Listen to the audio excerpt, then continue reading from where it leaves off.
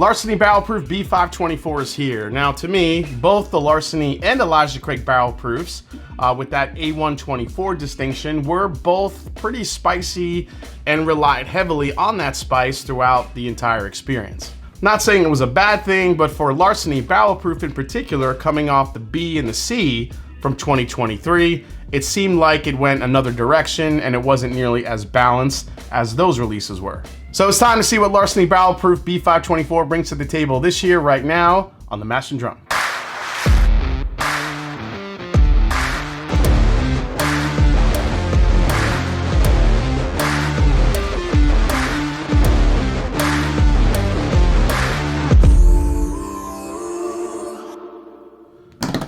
What's up, folks? I'm Jason C from the Mash and Drum, and welcome back to the show. Like, subscribe, and that's right, keep helping me climb to that 100,000 subscriber pinnacle. Appreciate the support, everybody. So just a quick review here, nothing you guys probably don't already know. Heaven Hill releases Larceny Barrel Proof just like Elijah Craig Barrel Proof, with 3 releases in a year, typically January, May, and September. Each release has a different proof and consists of bourbons aged 6 to 8 years old. Now, when it comes to the Larceny Barrel Proof B524, this one comes in at 125.4 proof, has that mash bill of 68% corn, 20% wheat, and 12% malted barley, with an SRP of 65 bucks.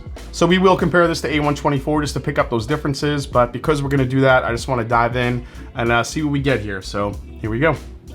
And guys, again, thanks so much for the support and all the love you've been showing me in the comments. I really appreciate it, guys. Oh, I like the nose a lot here. Man, I like this spice a lot. I'm definitely picking up almost like a pepper note, like a red bell pepper or a green bell pepper, something along those lines. I don't think it's a hot pepper. I think it's more of a sweet pepper. I think it does have that Heaven Hill nuttiness, but it's not super strong. Get a lot of chocolate here too. Yeah, chocolate, pepper. Definitely some rich sweetness here. But I like that mix of chocolate and a little bit of like that sweet pepper. But let's try it. I get the spice on the finish, however, man. Oh, I'm digging this one. Because you know why? There's sweet up front to balance out all the spiciness you get on the back end of the palate.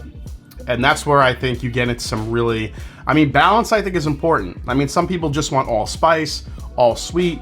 To me, you have some balance there, it can really just make the experience that much better. And I feel like that's what's happening with B524 here. It's more dark fruit forward on the palate than I was getting on the nose. I get like a really nice pecan, like a roasted pecan note here. Maybe it's a little bit of like that Nutella where you get the chocolate I was getting on the nose is kind of translating to the palate too. So maybe a little bit of like that hazelnut chocolate spread kind of mixed in with some dark fruit. This is really nice. Yeah, it has just enough sweetness to keep it interesting. And then the finish on this just brings some really nice spice. I love the pepper. You get this really nice punch of heat, but then all of a sudden it goes away, but then there's the flag on the play. You get the late hit. The flag on the play, the late hit after the whistle blows, and then you get kind of this lingering finish that just stays with you. This is good. This is good. I don't know if people would like this one as much as the B523, because I do think that one was a lot sweeter. However, let's compare this to the A124 from this year. All right, so A124 comes in at 124.2 proof. Now, if I remember correctly, A124 was quite the spicy meatball. So let's see what we got here. Wow, even on the nose, still. The A124, I was talking about like that red bell pepper before. That's what I'm picking up here, but there's more of a breadiness, I think, on the A124. You really get like that wheat bread note, but it's just covered in black pepper and rye spice. Now, this is a wheated bourbon, so I'm not really sure where the spice is coming from, but yeah, the A124 definitely has more of a breadiness to it, but a lot of spice. Now, when you compare it to B524, yeah, B524 on the nose, so much more sweetness here. So much more sweetness in a good way. But there's that balance of sweet and spice here, whereas the A124 is mainly, it's a little bit muted compared to the B524. I feel like there's more sweet trying to come out, but the spice just kind of overtakes it. There's just not enough coming from the glass. All right, let's try A124. Wow, so much spice here. When I was talking about pepper before, this is more of a sweet pepper on the B524. The A, that's like a jalapeno pepper to me. It has like that, I don't know, it has like that that capsaicin note in it, like the rib of the that inner rib of the jalapeno. Man, I mean, it doesn't give you that lingering heat like a jalapeno, but I just get like that burst of a jalapeno spice in it. A lot of black pepper. I think you get a hint of chocolate here, but it's more bitter chocolate, like a baker's chocolate, than a sweet. Whereas the B524, yeah, I think the B524 it's a profile that I think more people will enjoy versus the A124. I know a couple folks that love the A124. They love that spice. And again, that's just gonna be, you know, on where your palate likes to go. There's no wrong or right answer here.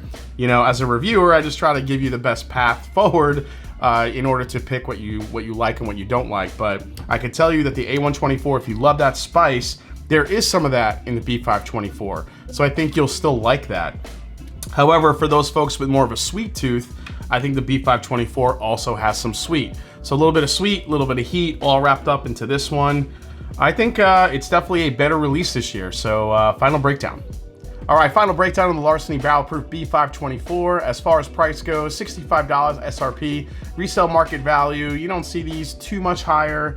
Maybe I'll say 80 bucks. Availability here is limited, but depending on where you are, these will either sell really fast or they'll sit for at least a little bit. So even though it's limited, I feel like at 3 times a year, you still have a good shot to get one of these.